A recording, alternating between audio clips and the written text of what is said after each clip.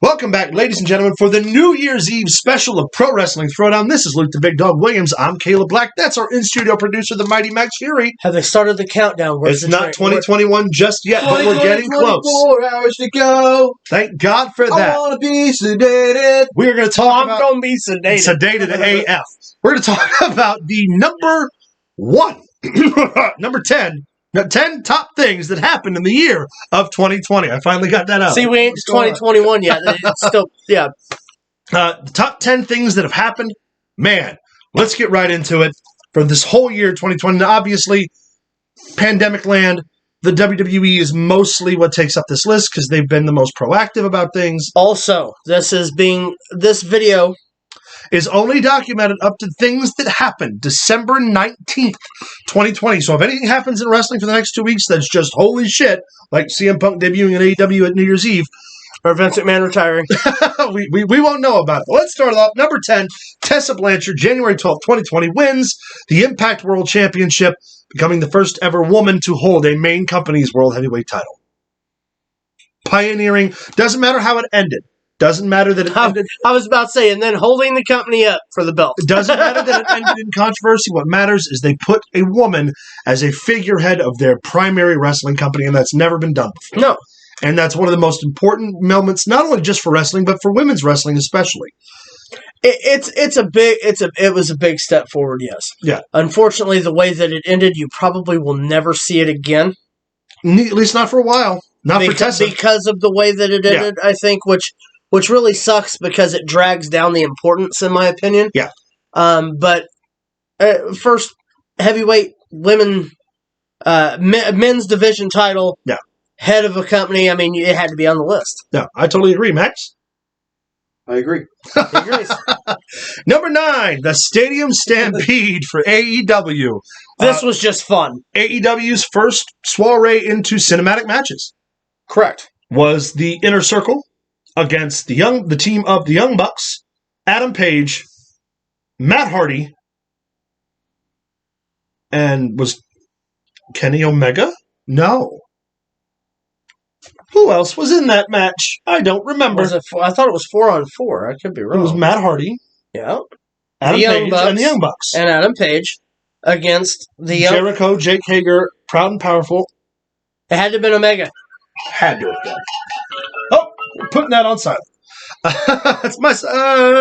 okay, let's see. What's next? Number 8. The splitting up of the New Day. The one thing this year that really got to me. Yeah. Come just so out of nowhere. Yeah. Like, did you really need to do that kind of thing? Especially after they had just won the tag titles. Yeah. I didn't understand the movement. I mean, I get it now, seeing what the idea of is going forward, but I think they could have done without it, to be honest with you. I totally agree. Number 7, Roman Reigns returning at SummerSlam. Returning in remission, having defeated cancer, not only returns, but comes back as the big dog, makes his mark in the WWE for a long-awaited turn that we all wanted. Not only a good thing for him and a great thing for wrestling fans, but just a good thing all around. Something good happened in COVID 2020. It really picked up. I mean, with the injuries this year, with Edge going out with injury,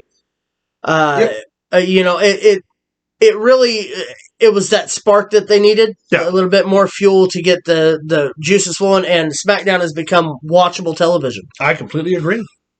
Number 6, Sting's AEW debut. There's much I can say about that doesn't speak volumes. Restoring the mysticism of Sting, bringing it to AEW, drawing one of their highest televised ratings. Not only does it set the landscape, it sets the landscape for AEW for 2021. Yes. People are always going to be interested in what Sting's doing, as long as he's still putting the boots on. Yep, he's Sting, and AEW can only flourish from it. Off the turn of that, we have number 5, The Undertaker retiring. His formal retirement. The end of an era, especially for guys like me who've idolized and loved The Undertaker my entire life. It's over, children. Yep. Children, it's over. The send-off, while we have done videos and you know that I'm not a big fan of the crowd noise that they had pumped into it with the chants and everything. The Paul Bearer hologram moment Was by itself was so perfect. good. So good. So perfect well, not the perfect send off, but pretty damn close. Yeah, I agree. Number 4, speaking of The Undertaker, the Boneyard match. The first real big, not they've had cinematic things before, but the first Not to this full-fledged caliber. cinematic production for the WWE leading WrestleMania, AJ Styles versus The Undertaker, was just the coolest fucking thing I've ever seen. We sat in my living room and just gawked about how cool it closed out the first night of WrestleMania. For the first time, WrestleMania had been split into 2 nights. Yeah. What history it made. AJ Styles, Taker made AJ look like $1 million, but AJ also made Taker look like $1 million. And it was a great way to use The Undertaker, you know, given his age and the condition of his body and things. And even though he was training and in great shape, it was a perfectly safe way to tell the story of how much of a badass The Undertaker is. And him riding off to For Whom the Bell Tolls is just amazing. And it was cool, man. It was. It was so fucking cool. It was so well done to mention the fact that The Undertaker's brother had just died. Yeah. The day of filming. The day before filming. I mean, that just speaks volumes right there, man. I agree. I mean, the dude was like, I can't come home. Like, yeah. What do you want me to do? You know, and he stuck through his commitments because that's the kind of guy The Undertaker is. Yeah. Number 3, we bring in the Money in the Bank match at Titan Tower.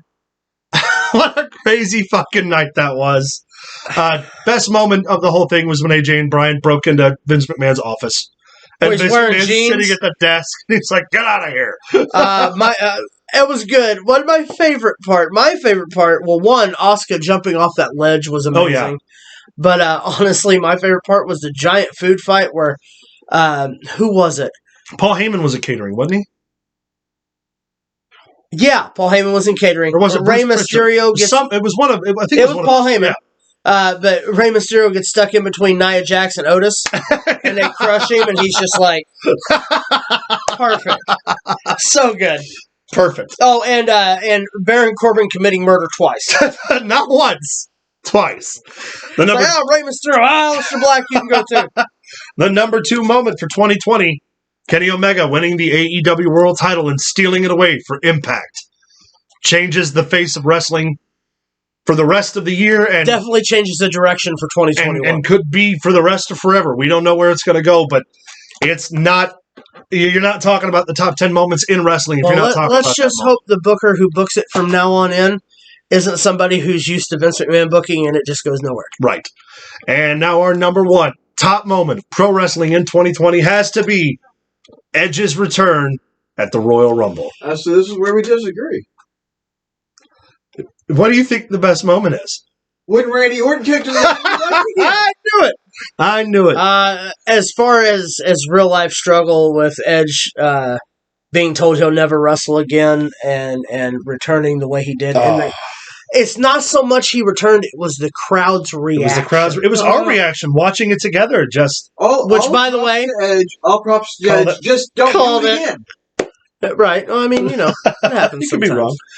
Yeah, fucking loved. That's the number 1 moment of wrestling in 2020, and probably the number 1 moment of wrestling of the decade. Yeah, in my opinion. You're so wrong.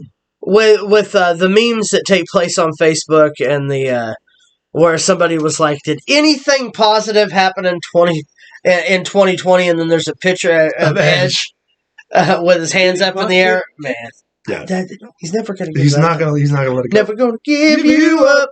Never gonna let you die. We just rickrolled all of our subscribers. Everybody.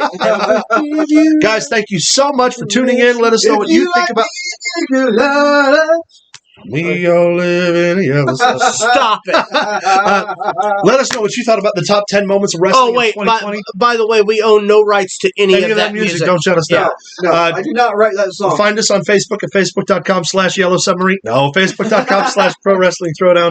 Follow us on Twitter at Pro Wrestling. Everything he just said, he never believed. Send us an email at prowrestlingthrowdown@gmail.com. Don't forget, we start streaming again live on Twitch January 9th. Join us over there at Pro Wrestling Throwdown. Stay tuned. We got one more video coming to you to our holiday break. If you don't get around to seeing that, though, Merry Christmas, Happy New Year. We'll see you soon. See you in 2021.